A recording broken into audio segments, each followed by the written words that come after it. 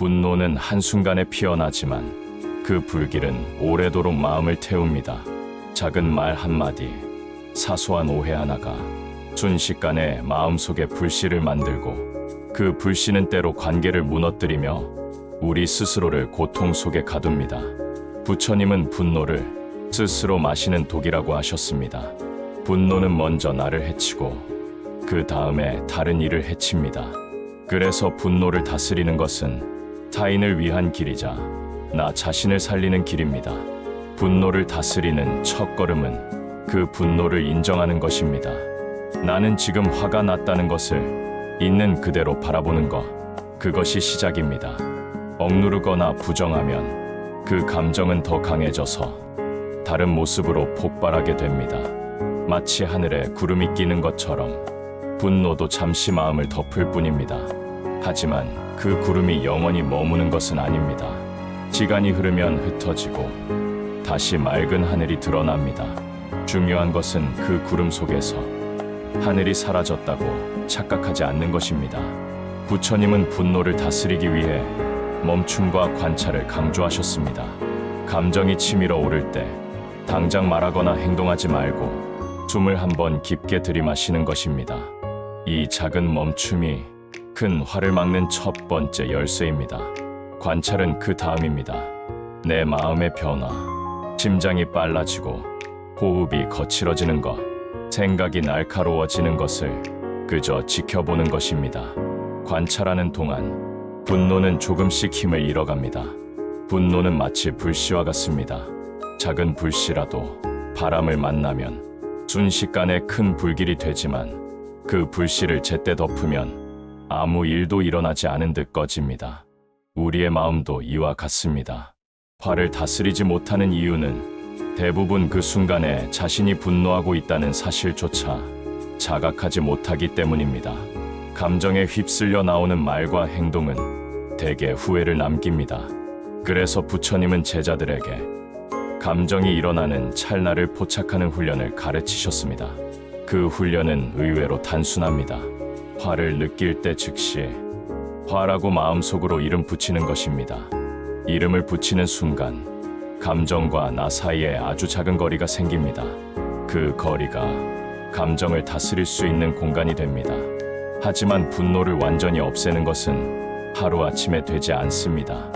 우리가 분노를 줄이는 과정은 마치 탁한 물이 서서히 맑아지는 과정과 같습니다. 계속 가만히 두면 아래로 가라앉아 맑은 물이 드러나듯 분노도 관찰하고 놓아주는 시간이 쌓이면 조금씩 힘을 잃습니다. 부처님은 또 한 가지 방법을 가르치셨습니다. 바로 자비심으로 분노를 씻는 것입니다. 우리가 화내는 대상도 결국은 고통 속에서 행동하는 존재입니다. 그들의 말과 행동이 그들의 상처와 무지에서 비롯되었다는 사실을 깨달으면 우리는 조금씩 이해할 수 있습니다. 이해는 분노의 불길에 물을 붓는 것과 같습니다. 분노를 자비로 바꾸는 과정에서 우리는 단순히 참는 것이 아니라 마음을 다른 방향으로 전환하는 힘을 기릅니다. 참는 것은 억누르는 것이고 전환은 변화시키는 것입니다. 전환의 힘이 커질수록 분노는 더 빨리 사라집니다. 이렇게 우리는 부처님의 길 위에서 분노를 멈추고 그 자리에서 평화를 키워갑니다. 분노를 다스리는 사람은 세상과 부드럽게 부딪힙니다. 같은 상황에서도 누군가는 상처를 만들지만 그는 상처 대신 다리를 놓습니다. 이 차이는 감정을 대하는 태도에서 나옵니다. 분노를 줄이기 위해서는 기억의 선택이 필요합니다. 우리는 좋은 일보다 서운하고 화나는 일을 더 오래 기억하는 습관이 있습니다. 이 습관이 쌓이면 마음의 밭은 점점 거칠어지고 작은 자극에도 쉽게 화가 치밀어 오릅니다. 부처님은 좋은 일과 감사한 일을 먼저 떠올리라고 하셨습니다. 오늘 누군가 건넨 따뜻한 말, 작지만 기분 좋았던 순간을 의도적으로 기억하는 것입니다. 이 습관은 마음을 부드럽게 만들고 분노가 자라날 자리를 줄여줍니다. 또한 말 한마디를 하기 전에 그 말이 상대의 마음에 씨앗을 심는다고 생각해 보십시오. 그 씨앗이 분노의 씨앗인지 평화의 씨앗인지 살피는 것입니다. 부처님은 말씀하셨습니다.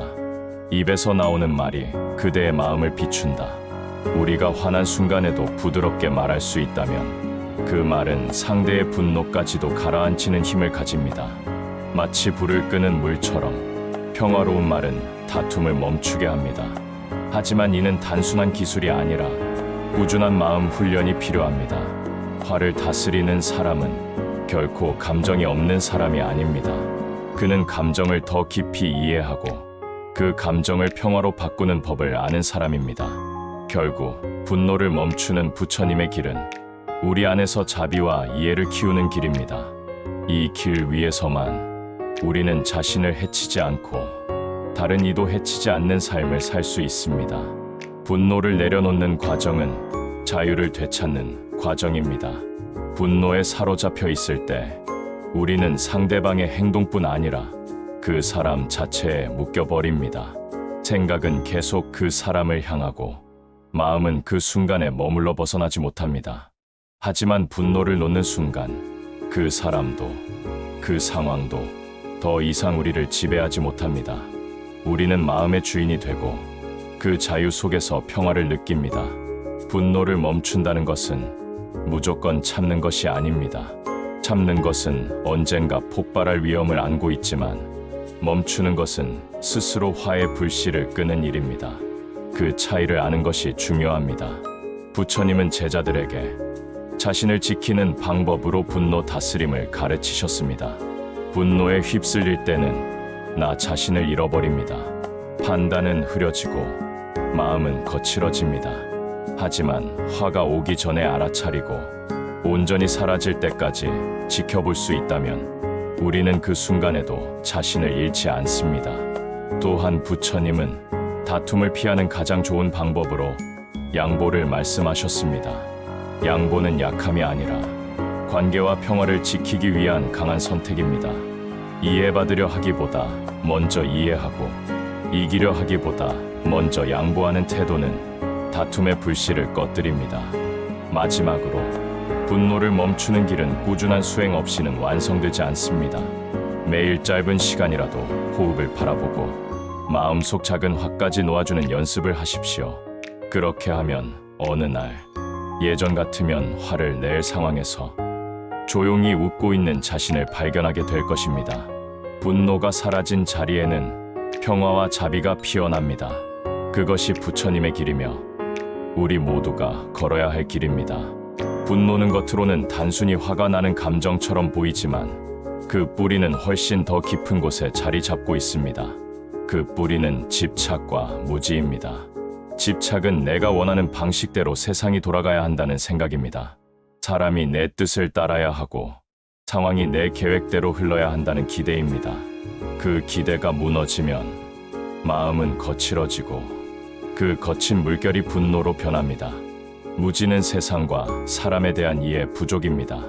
모든 사람은 저마다의 상황과 마음을 가지고 있으며 그 마음이 변덕스러운 것은 당연한 일인데 우리는 종종 그것을 잊습니다. 잊은 채로 왜 저 사람은 나를 이렇게 대하는가라는 단편적인 질문에 매달리며 분노를 키워갑니다. 분노를 멈추기 위해서는 이 뿌리를 뽑아야 합니다.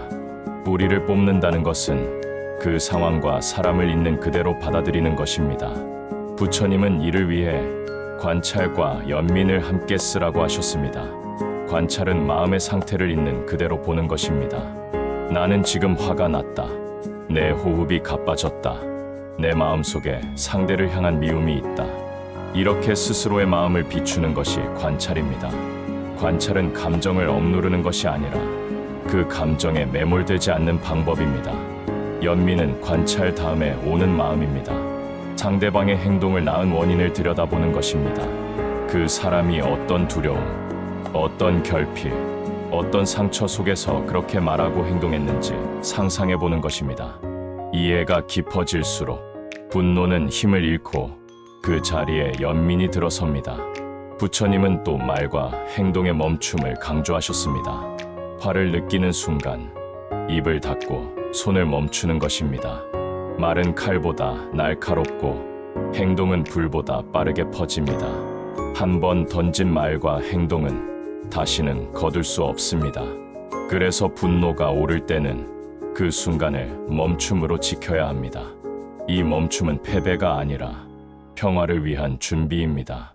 다툼을 멈추는 길에는 양보와 침묵이 있습니다. 양보는 단순히 물러나는 것이 아니라 관계를 지키는 지혜입니다. 내가 한 발 물러날 수 있다면 상대도 마음을 풀 기회를 얻습니다. 부처님은 말씀하셨습니다. 강한 자는 이기는 자가 아니라 양보할 수 있는 자이다. 침묵은 때로 모든 다툼을 사라지게 합니다. 말이 이어질수록 다툼은 커집니다.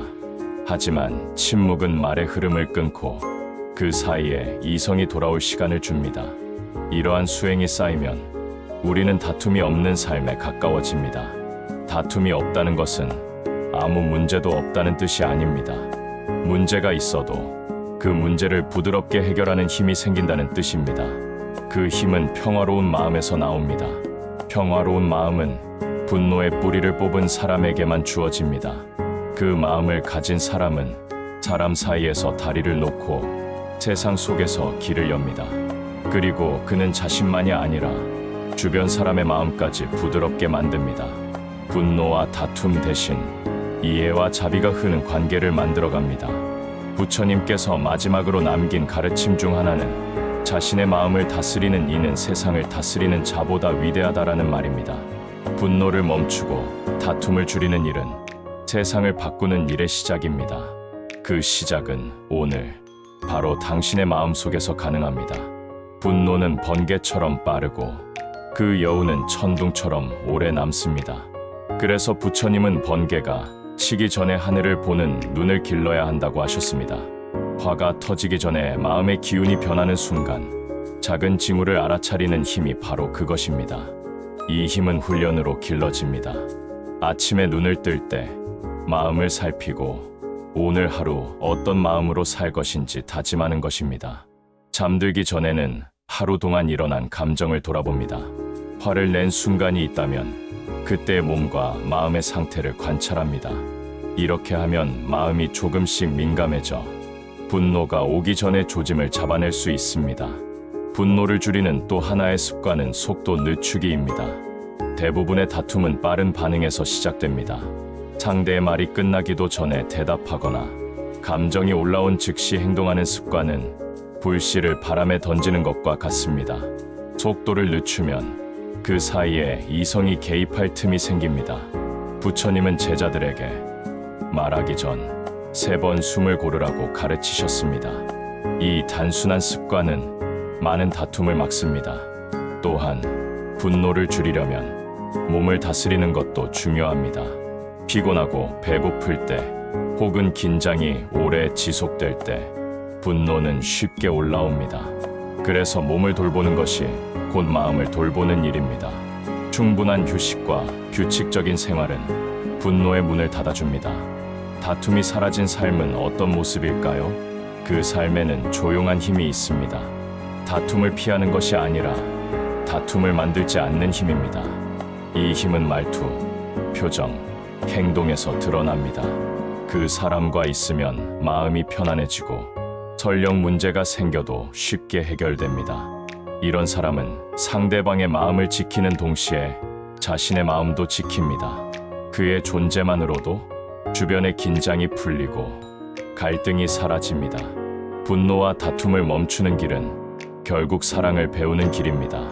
사랑은 단순히 좋은 감정이 아니라 상대방을 해치지 않겠다는 깊은 결심입니다. 그 결심이 굳건할수록 우리는 분노 대신 이해를, 다툼 대신 평화를 선택하게 됩니다. 부처님의 가르침 속에서 이 사랑은 자비라는 이름으로 불립니다. 자비는 연민과 지혜가 합쳐진 마음입니다. 연민은 상대의 고통을 느끼는 마음이고 지혜는 그 고통을 덜어줄 수 있는 길을 아는 것입니다. 분노가 사라진 자리에 자비가 자리할 때 우리 삶은 다툼이 아닌 연결로 채워집니다. 이것이 부처님이 보여주신 그리고 우리가 따라 걸어야 할 길입니다.